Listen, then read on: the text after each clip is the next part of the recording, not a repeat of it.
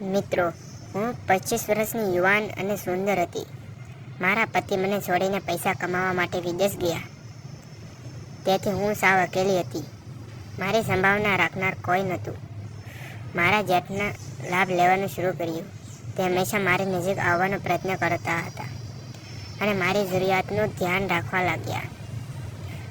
અને હું પણ મારી ઈચ્છા પૂરી કરવા માંગતી હતી. હું બધું સારી રીતે સમજી રહી હતી, પણ હું તેની વહુ જ હતી, એટલે તેની સાથે આ બધું મને યોગ્ય ન લાગ્યું. તે અડધી રાત્રે પણ મારા રૂમમાં આવવા લાગ્યા. તે મારી સાથે આવું વર્તન કરતા હતા, જેના કારણે મારા આખી શરીરમાં વીજળી પ્રવાહ દોડવા લાગતો. હું તેનાથી જેટલી દૂર જતી તેટલી જ મારી નજીક આવતા જતા. પછી હું તેની ક્રિયાઓને નિયંત્રિત કરી શકી ન હતી અને તેની સાથે બધું કરવા સહમત થઈ ગઈ.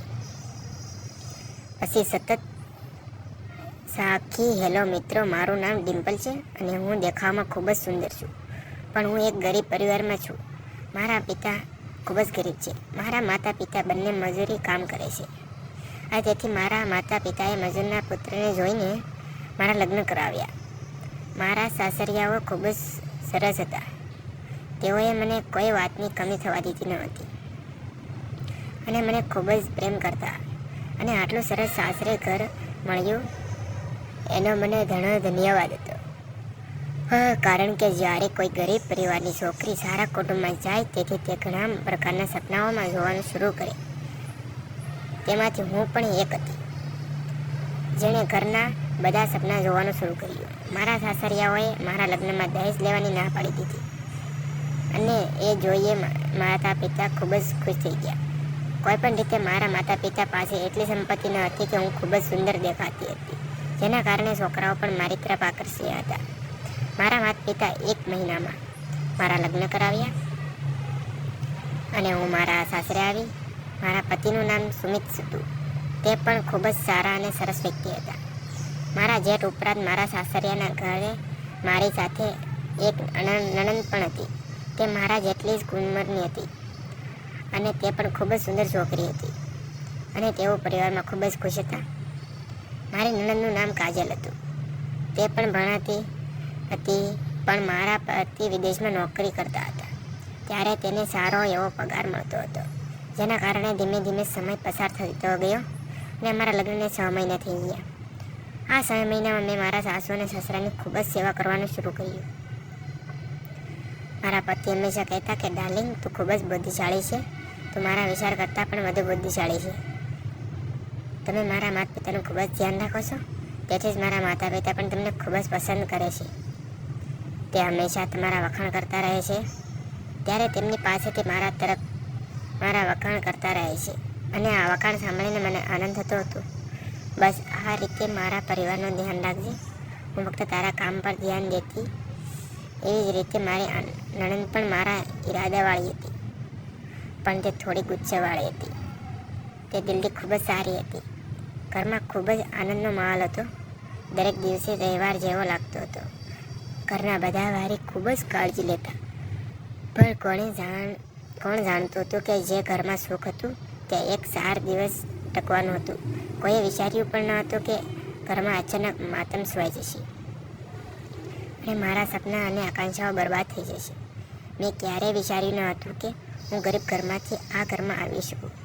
આ વિચારીને હું ખૂબ જ ખુશ હતી, પણ કુદરતે મારી સાથે એવી ઘટના બનાવી કે જ્યારે મારા બધા સપના પૂરા થઈ ગયા, ત્યારે રસ્તામાં તેનો અકસ્માત થયો અને જ્યારે અમે બધાને તેના મૃત્યુના સમાચાર મળ્યા, ત્યારે જાણે અમારા પગ નીચે જમીન સરકી ગઈ અને હું વિધવા બની ગઈ.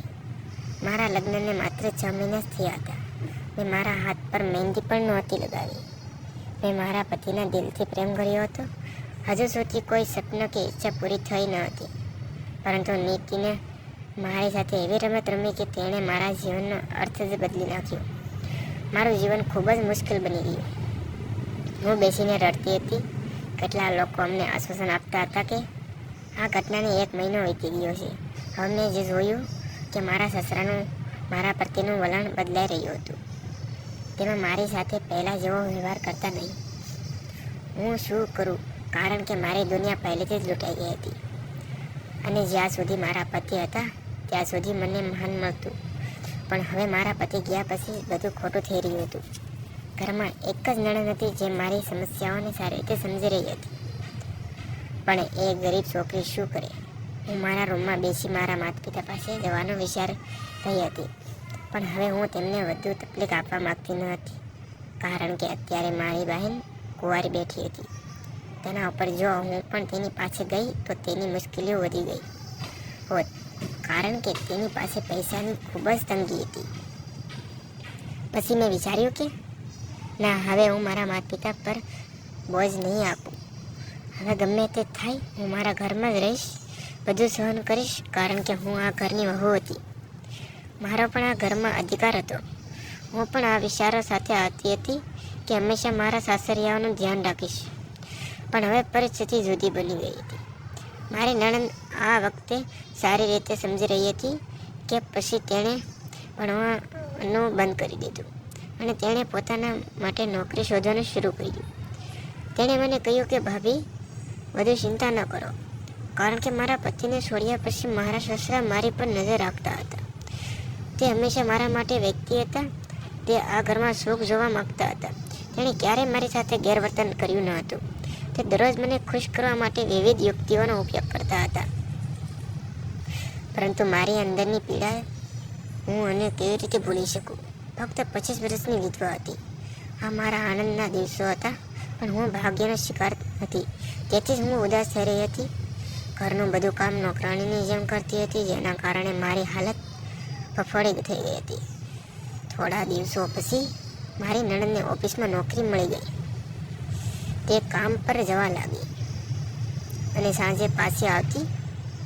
મારા સસરા રૂમમાં આવ્યા પછી તે મારી સાથે વાત કરવાનું શરૂ કરી દેતા હતા અને સુપી રીતે મારા માટે ખાવાનું લાવતા. હું તેને કહેતી હતી કે મારા પતિ આ બધું લાવે, જો ગામડાના લોકો ખબર પડે તો તેઓ મારા વિશે ખોટું વિચારશે.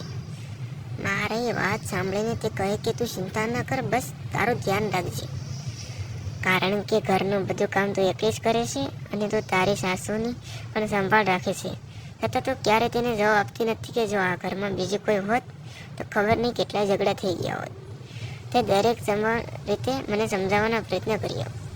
હું શું કરી શકું? મારે તેની પ્રત્યે ધ્યાન આપવું પડ્યું, કારણ કે તે વ્યક્તિ આપણને માન આપતું હતું. તેણે જો મને માન ન આપ્યું હોત તો મારી તકલીફો વધી ગઈ હોત.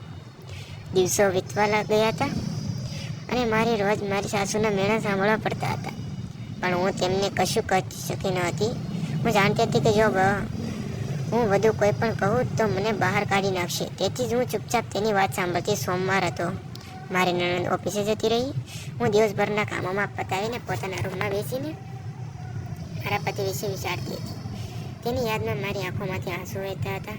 હું તેની સાથે કેટલી ખુશ હતી, પણ હવે મારે માટે જે મુશ્કેલ થઈ ગયું હતું. પછી મારા સસરા મારા રૂમમાં આવ્યા અને તેણે મારી આંખોમાં આંસુ જોયા અને કહ્યું, તમે હવે કેમ રડો છો? તે ગયા છે ક્યારે પાછા આવવાના નથી. પોતાને નુકસાન ન કરજો. તમને તમારી જાતને આ રીતે નુકસાન પહોંચાડશો તો તમારું સ્વાસ્થ્ય ખરાબ થઈ જશે. અને પછી મારા સસરાએ મારા લગ્ન કરાવી દીધા. તો મિત્રો, આ એક દર્દભરી કહાની હતી. જો તમને વિડીયો પસંદ આવ્યો હોય તો લાઈક કરો અને તમે અમારી ચેનલ પર નવા હોય તો અમારી ચેનલને સબસ્ક્રાઈબ કરી લો. બેલ આઇકન દબાવો, જેથી કરીને અમારી આવનારી તમામ વિડીયોની નોટિફિકેશન તમારી પાસે પહેલાં પછી. ધન્યવાદ મિત્રો, મળીશું નવા વિડીયોમાં. Tata, bye bye.